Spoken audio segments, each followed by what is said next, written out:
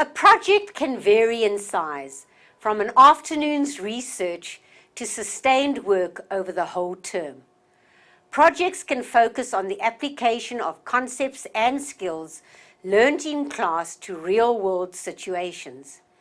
The development of teaching resources such as posters, games, and even models. The study of problems not covered in the curriculum, the study of history of mathematical topics and people or cultures involved in the development of the subject. Remember, your learners need assistance in developing the skills to produce well-structured projects. Guide and encourage them to follow these steps. Choose the topic by asking yourself, am I interested in the topic? Do I understand exactly what is required of me? Will I be able to obtain the necessary information? Write down an outline of what you intend on doing and your plan of action. Discuss your ideas with your teacher and modify them if necessary. If you are working in a group, ensure that each member has a task to perform. Collect the necessary information or data. Record the details of all your sources.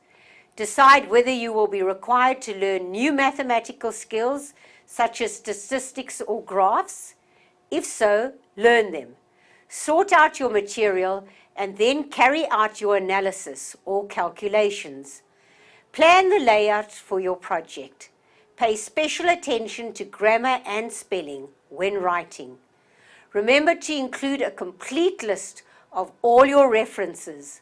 Before submitting your work, carefully read through your original project guidelines and check that you have followed all given instructions. Our learners should not only be able to write mathematically, but they should also be encouraged to discuss their ideas in our classrooms.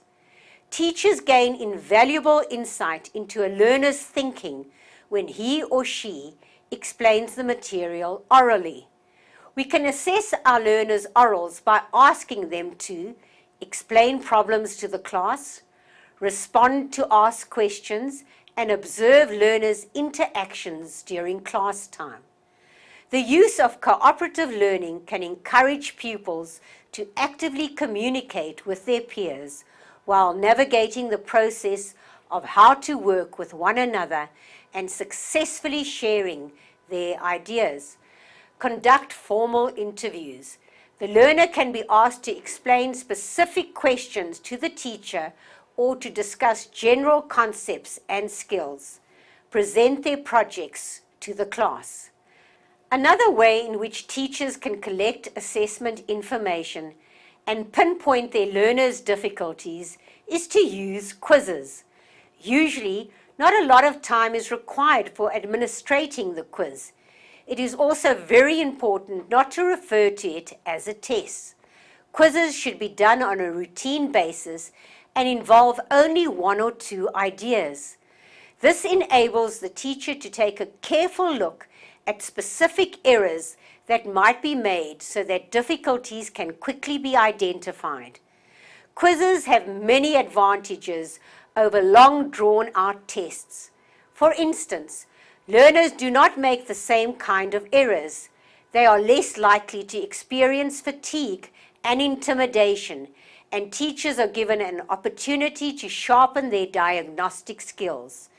Performance tasks enable teachers to engage learners in the learning process and to remain on task by using activities that motivate and challenge them. Good performance tasks require learners to develop and apply their knowledge in many ways that make sense to them and that they find meaningful and relevant. Our second lesson focuses on the importance of good questioning.